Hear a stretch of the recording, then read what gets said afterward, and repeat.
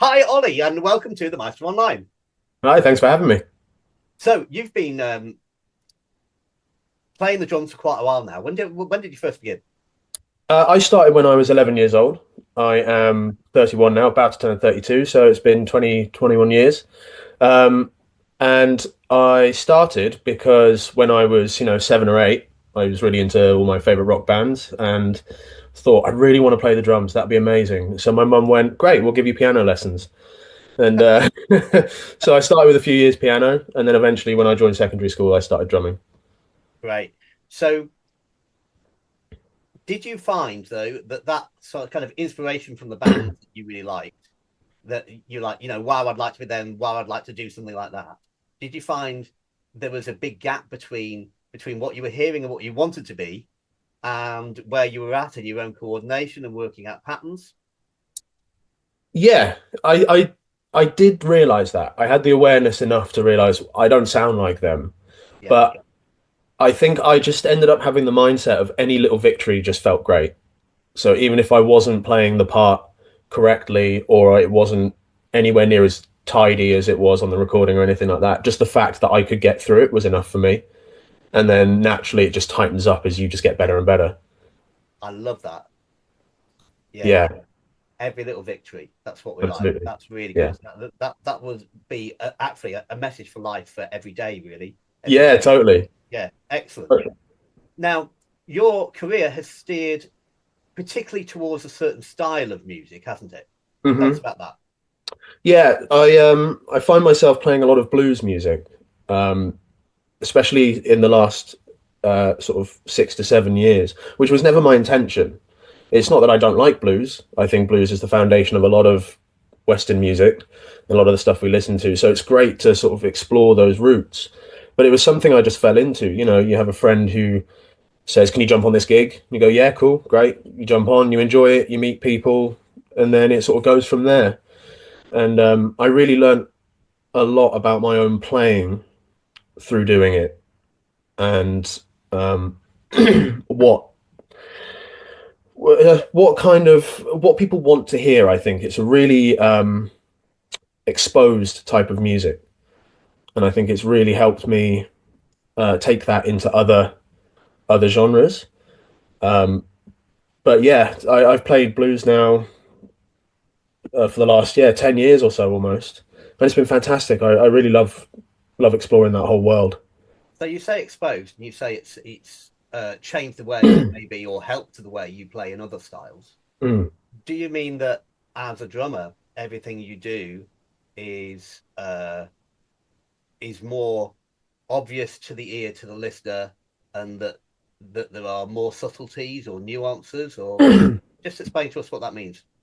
Yeah, so blues is a very storytelling based music, right? Most music is with lyrics and instrumentals, but blues came from a world and a group of people who often didn't have a lot of hope, didn't have a lot of possession, didn't have a lot of anything really, and this was their way of expressing themselves. So it would start with just a guitar plucking a little ostinato and someone telling a story over the top of that. And that in itself, not even musically, but just personally, is a very vulnerable thing to do. And the music reflects that in a lot of ways. So the amount of times when I first started playing for blues artists, they'd say, "Man, just calm down, calm down. You think you got to throw in all these fills and all these kind of fancy grooves and stuff." I'll never forget there was one American chap who was great to work with, very, very like BB King esque, and he would go at the end of the gig, he'd be like, "I like your playing, man, but it's about the tick and the tock. That's all I want to hear, the tick and the tock." And I'm like, well, "What does that mean? What does that Yeah, actually mean? I don't understand what you're saying, you crazy person." But the more you play it and you see how he reacts to things I'm doing, you sort of go, "Actually, yeah, he just wants to hear the very basic, because it's not about me, it's about what he's saying to people." And I think that's a really, really valuable lesson, especially as a younger player. There's a time and a place for chops. There's always time and place for chops, but occasionally you just need to sit back on it. so how does, apart from being just the tick on the top, just keeping that focus, how can the drums, or the drum kit I should say, affect the storytelling of a song? It gives people something to latch onto, I think, because the kind of form of blues is quite repetitive. Yeah, I would say, it's kind of like A, type. Even just in the lyrics, you hear something, they repeat it, you get an answer, but then they tell you the problem again, yeah, and it's and that can be very free form. There's often sort of no real tempo, or not tempo so much, but like it can be very syncopated. It's just how the person feels it, how they want to tell you that. So having the drum kit there and a steady bass line, even just a really little simple rhythm section part, gives the listener something to just have a foundation with. Like that's the sofa you're sitting on, and then the person's telling you the story sat on the sofa. If that makes sense, it just gives yes, like a nice bed to it. That's how I see it anyway. Maybe someone yeah, else would give a different answer, yeah. but So that's how I. the rhythm section, so to speak, is there to give it the security and the regularity that the Yeah, soloist can then deviate from and move back to, etc. yeah, absolutely. And you'd hear that in the early recordings as well when you listen to Robert Johnson back in the day. You listen to his version of Sweet Home Chicago, and he's doing everything. He's the drums, he's the bass, he's the lead line, and then he can just sing over however he wants to. But there's still that regular thing there that's just dragging you through the song. So we've mentioned blues, and Mm. actually, you've just mentioned Robert Johnson, but the word blues has more breadth than perhaps people realize because you've talked there quite a bit about very early blues artists with Hmm. just a repeated pattern, telling a story over that repeated pattern with the AAB structure. A more modern version of that might be like the verse from Hound Dog or something like that has that structure. Yeah, yeah. Um, so tell us about the types of blues that you perform, because it's not just that earthy original blues, is it? No, not at all. I've put a lot of work into playing with um, sort of a lot of more modern blues. Has become a bit more sort of virtuoistic. Is that the word? Virtuoso Virtuosic, players. virtuosic, Yes, yeah. yes, that's it. Yeah. Um, a lot of great players, because it is quite a simple bed, or potentially a simple bed, there's a lot of room for a lot of notes over the top of it. So you get, and that kind of started, with, I suppose, more modern players would cite maybe Eric Clapton as someone who started that or popularized that whole kind of playing. And then you went through to like Stevie Ray Vaughan, where it just got more intense. And then even now, modern day guitar heroes, I would cite John Mayer as just a wonderful example of someone who has crossed the boundaries between very rootsy blues playing, virtuoso playing, and also having top 10 hits. So It's he's, also in his vocals because that blues uh, third in the scale, he yeah, actually pictures it quite a lot. I've noticed between the minor and the major third, which the real yeah, blues people did, and it's yeah, not yeah, bang on the piano tuning; it's somewhere just in between. yeah, yeah, which gives it that very bluesy, not quite perfect feeling, Yeah. which is just beautiful. So I've done a lot of work with artists like that, anywhere from absolute shredders playing every note they possibly can to people who maybe incorporate a heavier style of blues where it's not actually blues, but you can still hear the influence there. So tell us some of your uh, biggest artists or biggest events or something special to you in your blues journey.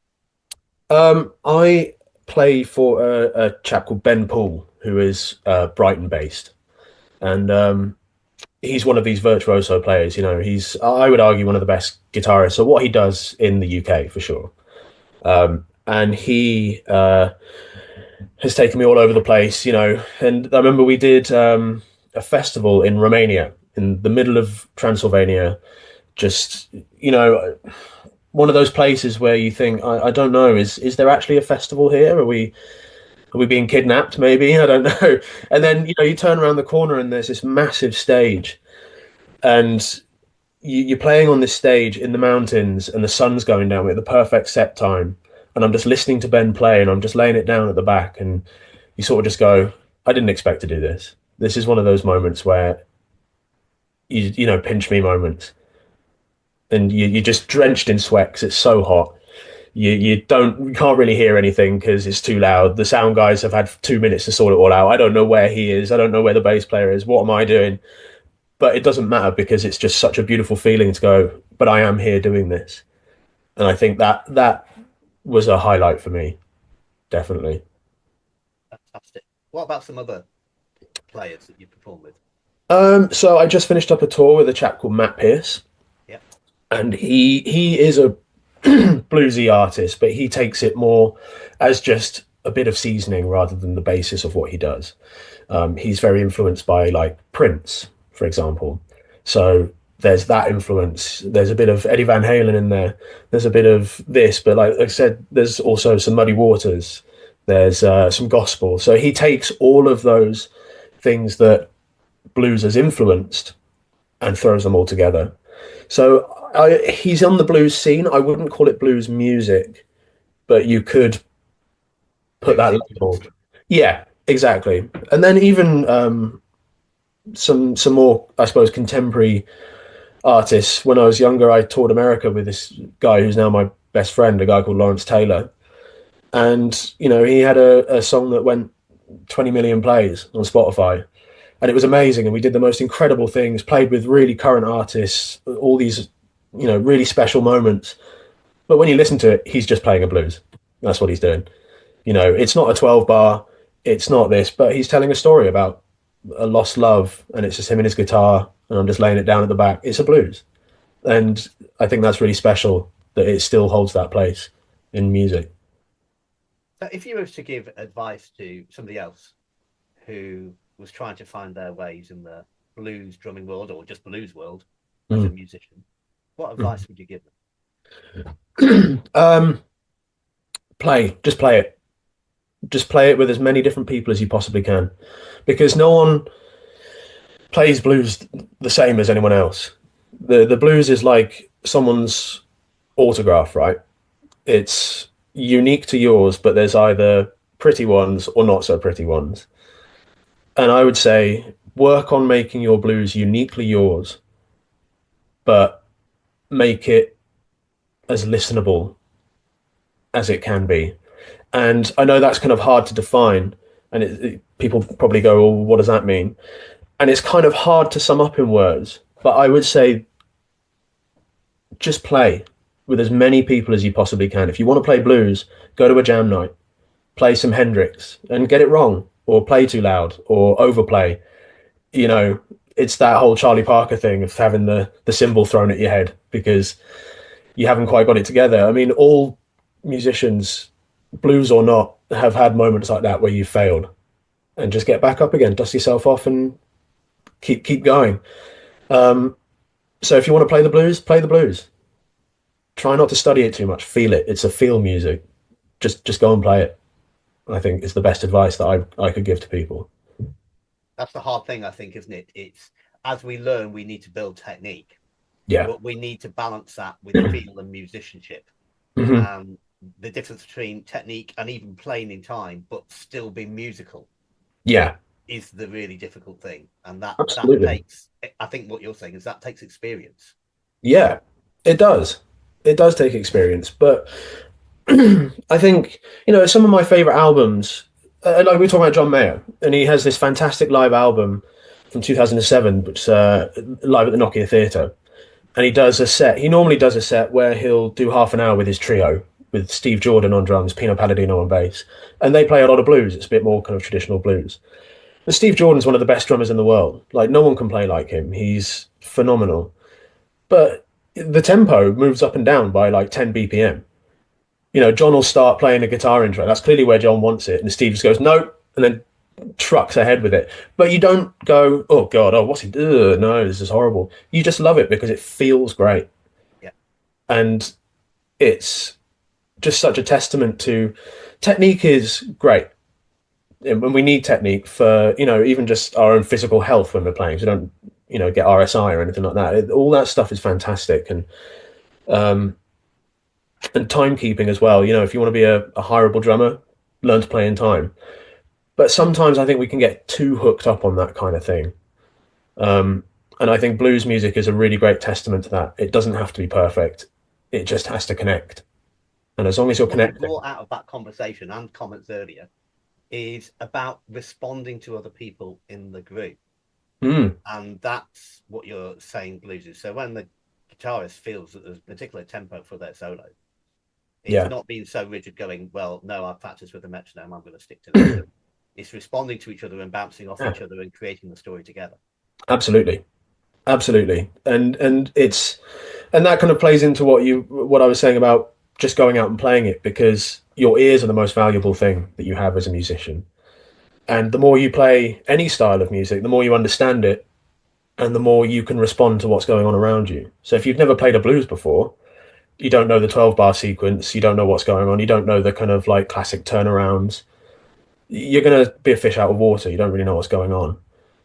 But if you've sat and played it and listened to it and been part of it, you get that experience, like you said, and then you can kind of forget everything that you've learned and just be part of it. I think that's just the most valuable thing in music. It's just being part of it. Don't think, just play. If there was one Ollie pearl of wisdom in the music world Yes. as a musician, what Yeah. would that pearl of wisdom be? Um, to make it as a professional player, Anything you like. don't be a bad person. Don't don't be the person that no one wants to spend time in a bus with, because we've all met those people, and they are not the people who get work. And if they do, you wonder how. But more than playing, more than anything, you obviously have to be able to play to work. But it's so invaluable just being someone that people want to be around. And you can't get on with everyone. That's not how the world works.